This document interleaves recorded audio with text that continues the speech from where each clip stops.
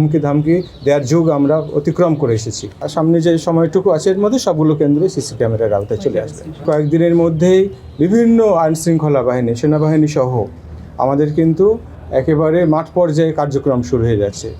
কাজে এই প্রদর্শনী শুরু হয়ে যাচ্ছে। আমাদের মোবাইল কোর্ট ম্যাজিস্ট্রেট কিন্তু মাঠে কাজ করছেন, আমাদের জুডিশিয়াল ম্যাজিস্ট্রেটগণ কিন্তু মাঠে কাজ করছেন।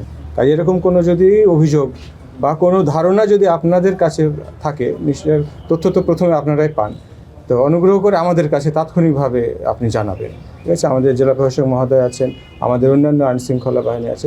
যে কোনো বিষয়ে যদি তাৎক্ষণিকভাবে জানান, আমরা তাৎক্ষণিক ব্যবস্থা নিব।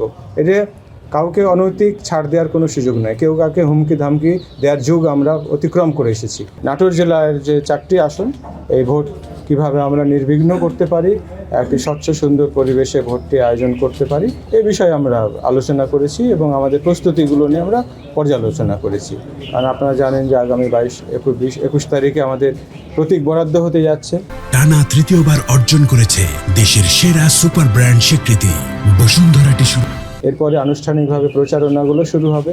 আমরা প্রার্থীদের যেন নিরাপত্তা দিতে পারি, তারা যেন তাদের প্রচারণাগুলো নির্বিঘ্ন করতে পারেন, এ বিষয়ে আমরা আলোচনা করেছি। আমাদের সর্বোচ্চ গুরুত্বপূর্ণ আমরা আলোচনা করেছি আমাদের গণভোটের বিষয়ে। এটি আমাদের আগামীর বাংলাদেশ বিনির্মাণের একটি পথযাত্রা, একটি গুরুত্বপূর্ণ কার্যক্রম।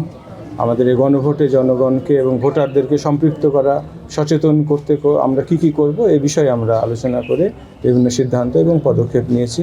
এবং সর্বশেষে আমি মিডিয়া আপনারা যারা আছেন, আপনাদের কাছে আমাদের বিশেষ অনুরোধ যে এই বিষয়ে আপনাদের সাথে আমরা কাজ করতে চাই। আপনাদের মাধ্যমে নাটোরের যারা ভোটার আছেন তাদেরকে আমরা নিশ্চয়তা দিচ্ছি যে এখানে একটি সুন্দর পরিবেশে, নিরপেক্ষ পরিবেশে এবং নিরাপদ পরিবেশে ভোট গ্রহণ অনুষ্ঠিত হবে। আমরা আশা করছি যে আমাদের সামনে যে সময়টুকু আছে এর মধ্যে সবগুলো কেন্দ্রে সিসি ক্যামেরার আওতায় চলে আসবে। এটা আমাদের পরিকল্পনার মধ্যে আছে, হয়ে যাবে।